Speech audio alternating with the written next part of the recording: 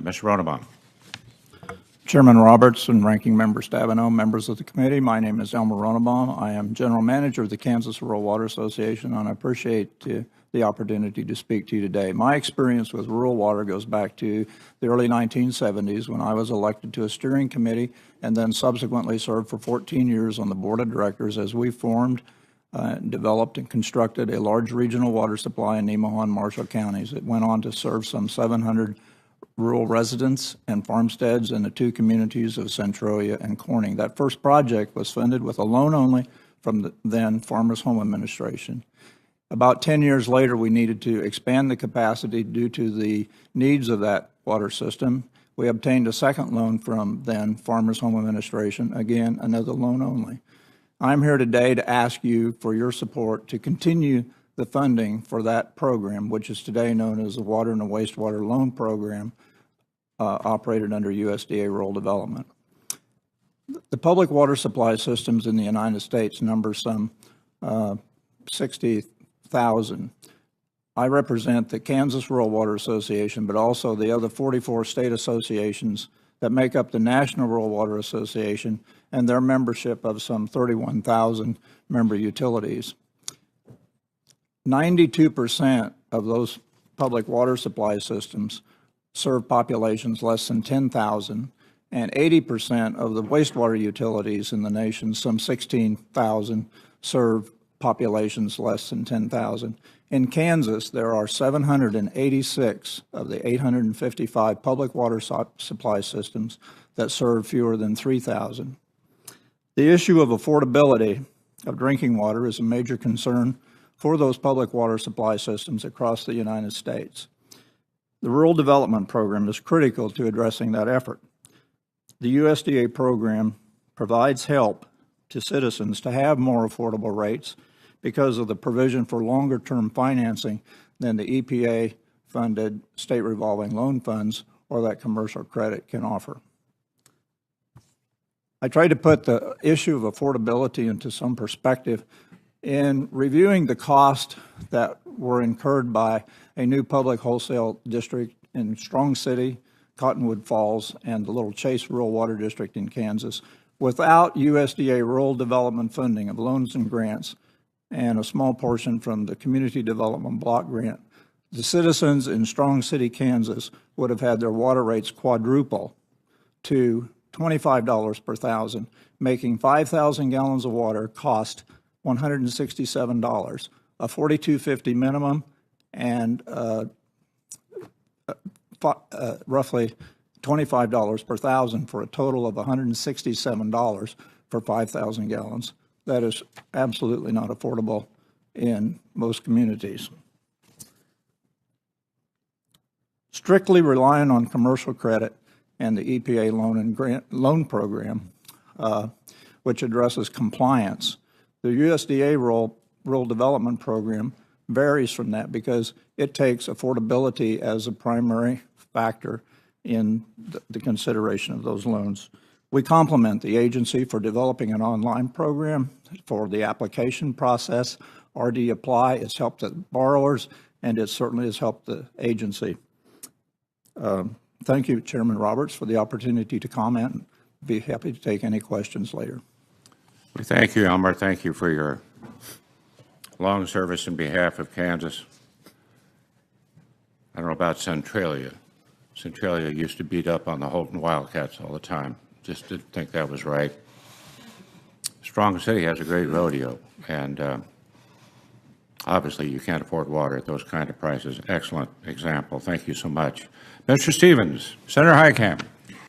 Thank you, Mr. Chairman. This is an issue that is near and dear to my heart. My colleague, Senator Hoeven, and I represent one of the most rural states in America. And we appreciate and understand how critically important the rural development piece of this is. In fact, I have two tests on whether I think a rural area will survive. First is, do we have rural water, which is absolutely critical going forward for many, many families to make sure that the water is pure and clean. And the other test is, can they stream Netflix? right? Because if you can't stream Netflix, if you can't get access to broadband, it's going to be increasingly more difficult, not only to keep our agricultural economy in these rural areas thriving, but to build out and develop value-added opportunities that will keep our children at home. And so we are very, very interested in making sure that the historic commitment that the federal government has made to rural development, which has paid off, either repayment of loans, but absolutely producing the highest quality food source in the world, making it possible for us to continue to do what we do in rural America. None of that would be possible if we hadn't electrified, if we haven't now looking at broadband, if we hadn't made these investments. And so I want to thank you all for the roles that all of you play in doing exactly that. I want to talk a little bit about what would happen if, in fact, you probably all saw the budget that the administration advanced. What would, and we'll start down at the end, and welcome. It's good to see you again. She used to work for Earl Pomeroy, so I had to give her a shout out. Let's just ask all of you what you think the consequences would be if we adopted this administration's budget as it relates to rural development. Senator, when it comes to rural water, if the funding for the from USDA rural development is not available, many of those projects will simply not be built. And if I can just take a minute, what will happen to operation and maintenance and the opportunity not only to build new facilities, but maintain what you currently have? The rural development finances circuit rider programs, and we provide, through our association as a technical assistance provider, daily operation maintenance and technical funding application assistance to those communities. The communities in Kansas and many across the Midwest have a declining human capital. We typically have 25% turnover of operators annually in the state of Kansas. These field techs are essential to maintaining critical services. Miltonvale, Kansas, yesterday lost 2 operators, and one of our people is in there today. And was already yesterday afternoon helping that town maintain service. Senator Hoeven. Thank you. Thank you, Mr. Chairman. Thanks to the witnesses for being here. Somewhat along the same lines, what are your priorities in the Farm Bill? I mean, as you look at small businesses throughout rural America, what are your priorities in the Farm Bill? Like 1, 2, 3 for each of you. Senator, I'm not intimately familiar with all aspects of the Farm Bill, but I do know about the Rural Development's Water and Wastewater Loan and Grant Program, and it is there are many more applications and funding needs than funding is presently available, and that is a critical component to making water and wastewater services available in underserved and low-income, particularly rural communities. Mr. Ronnebaum, let's talk a little bit more about rural water. You highlighted the affordability of drinking water, the importance of the USDA's Rural Development Water and Wastewater Loan and Grant Program in Kansas, as well as across the country. We've certainly had a lot of challenges in Michigan, from Flint, Michigan, with the lead in water, to Macomb County, where there was a big, they called it sinkhole, but this huge effort where the road just collapsed, and underneath it we saw pipes that, I don't know what you call a pipe made out of wood, but that's what we saw, just extraordinarily old infrastructure. According to the EPA's most recent drinking water infrastructure needs survey, $64.5 billion is needed to maintain and upgrade small water systems around the country.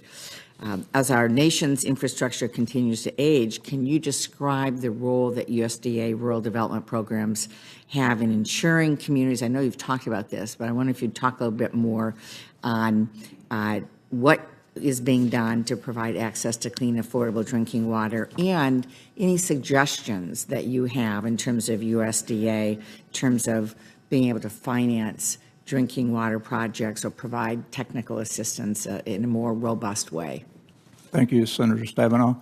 The EPA funded public water supply loan funds in programs in various states focused primarily on compliance.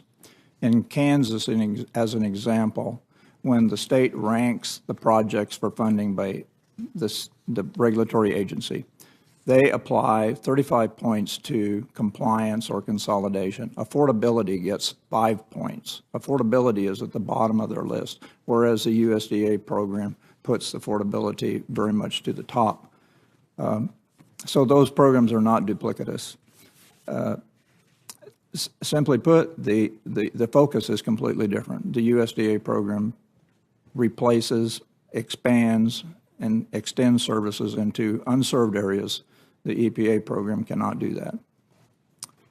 Thank you very much. Thank you, Mr. Elmer, in your written testimony, you include a number of policy recommendations for the 2018 Farm Bill. One recommendation includes removing water and waste disposable technical assistance and training grants from the Strategic Economic Community Development set-aside. Can you expand on why you think this recommendation is the right way to go, why it makes sense, whether you believe there are other grant or loan programs where the multi-jurisdictional approach is not working as intended? Senator, that program, as I understand, takes 10% set aside at the national level. Whether or not that makes sense in the program, it would seem that each state could take its allocation and deal with a full 100%. But as it's presently written, it reduces the wastewater tech assistance program by 10%. We have one staff member who covers the entire state of Kansas.